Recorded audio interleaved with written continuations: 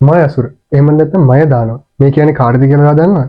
ලංකා ඉතිහාසයේ එතෙක් මෙතෙක් බිහුණු දක්ෂතම නිර්මාණ ශිල්පියා, විශිෂ්ටතම නිර්මාණකරුවා. එහෙමයි මෙයා ගැන ජනශ්‍රුතිවල සඳහන් වෙන්නේ. එතකොට ධාන්‍ය මාලිනී කිව්වේ කාටද දන්නවද? ඥානමාලිනී විතරක් නෙමෙයි, මෙයාට කල්යාණි කියලාත් කිව්වා. ඔයා හරි. අපි හැමෝම දන්න විදිහට නම් මෙයාට තමයි මන්දෝදරි කියන්නේ. එතකොට මේ මයදානව කියන්නේ රාවණ රජතුමාගේ මාමා. දඬුමන යන්ත්‍රයේ නිර්මාතෘ කියලා පිළිගන්නෙත් මෙයා නේද? ඔව් ඒ විතරක් නෙමෙයි. මායා මතය කියන ගෘහ නිර්මාණ ශිල්පයේ පැරණිම කෘති රචනා කළා තියෙන්නේ මෙයා. ඒ වගේම ගෑල් ළමයි කසාද බඳලා දෙනකොට පළවෙනිටම ඩවුල් එක දීලා තියෙන්නේ මෙයා. ඒ නිසාද දඬුමන යන්ත්‍රය මෙයා රාවණාට තෑගි කළේ. දඩුමොනට විතරක් නෙමෙයි. මෙයා විසින්ම නිර්මාණය කරපු බල සම්පන්න ත්‍රිශූලයක් මෙයා රාවණ රජුට තිලෙන කළා තියෙනවා. කුවේරගේ යාලක මන්දාව. එහෙම නැත්නම් සීගිරි ගිරි මාලිකාව. මේක නිර්මාණය කළා තියෙන්නේ මය දානවා විසින්. මම සමහර කතාවල අහලා තියෙනවා සීගිරි බිත්සිතුවම් වල ඉන්නේ මන්දෝදරි සහ එයාගේ පරිවාර කාන්තාවන් කියලා. ඔව් ගොඩක් ජන කතාවල මේ වගේ දේවල් සඳහන් වෙනවා. මේවා ජන කතා කියලා අපිට අයින් කරලා දාන්න පුළුවන් දේවල් නෙමෙයි. ආචාර්ය ගොඩකුබර ශූරින් පවා කියලා තියෙනවා ජන කතා පුරාවිද්‍යාවේ ප්‍රධාන අංගයක් කියලා. ඇත්තටම කොහොමද රාවණ රජතුමාට මන්දෝදරි කුමරිය හමු වෙන්නේ? මේ ගැන කතා කීපයක් තියෙනවා. එකක් තමයි මේ කාලේ වෙනකොට සිව්බල කෙලිය කියලා ක්‍රීඩාවක් ලංකාව පුරා ප්‍රසිද්ධ වෙලා තියෙනවා. පසු කාලේ ඉනවා රාවණ රජතුමා මේ ක්‍රීඩාවට ගොඩක් ඇලුම් කරලා තියෙනවා. මේ ක්‍රීඩාව ගැන කිව්වොත් මේක පුවරු ක්‍රීඩාවක්. හරියටම කිව්වොත් නිකන් චෙස් වගේ. පස්සේ මේ ක්‍රීඩාව නිර්මාණය කළේ කවුද කියලා හොයාගන්න රාවණ රජතුමාට අවශ්‍ය වෙනවා. ඉතින් මෙයා මන්දෝදරි කුමරිය හොයාගෙන යනවද?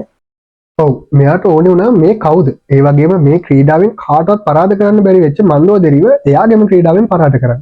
ඒ වෙනකොට මන්දෝදරි ජීවත් වෙන්නේ ගෝකර්ණ කියන ප්‍රදේශයේ නේද? ගෝකර්ණදී හමු වෙන මේ දෙන්න ආදරය කරන්න පටන් ගන්නවා. ටික කාලෙකින්ම මේ දෙන්න විවාහ වෙනවා. විවාහයෙන් පස්සේ මේ දෙන්නා ගෝකර්ණ කියන ප්‍රදේශයේ ජීවත් වුණා කියලා නේද සඳහන් වෙන්නේ. මේ කාලේදී නේද මදාරා කියන මල මන්දෝදරි වෙනුවෙන් නිර්මාණය කළේ. මේ මලින් මෙයා මන්දෝදරිගේ ලස්සන තමයි විග්‍රහ කරලා තියෙන්නේ. ඒ වගේම මන්දෝදරියට රාවණ රජුගේ මදාරා මල කියලා කියන්නත් මේක හේතුවක් වුණා. මේ මදාරා මලත් එක්ක ලොකු කතාවක් තියෙනවා නේද?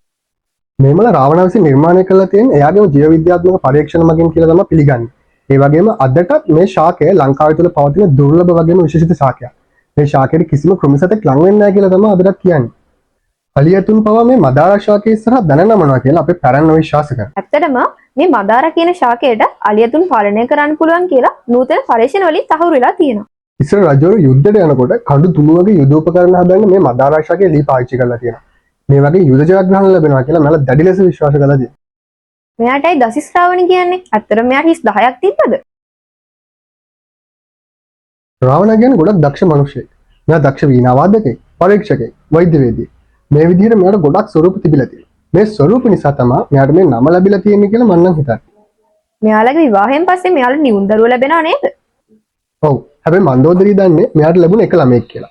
මෙයාගේ ළමයි ඉපදෙන්න කලින් ඉඳන්ම අනාවකයක් පළ වුණා. මෙයාට ඉපදෙන්න ඉන්න ළමයා මධ්‍යම රාත්‍රියට පෙර ඉපදුනොත් රාජ්‍යයට ගොඩක් හොඳයි කියලා, මධ්‍යම රාත්‍රියට පස්සේ ඉපදුනොත් රාජ්‍යයට ගොඩක් අපලයි කියලා. කොහොම හරි දෙවනි දරුවා මධ්‍යම රාත්‍රියෙන් පස්සේ ඉපදෙනවානේ.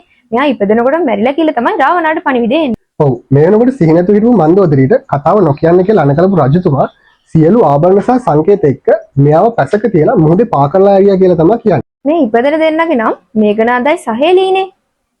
එතකොට මේ සහේලි කියන්නේ සීතටද?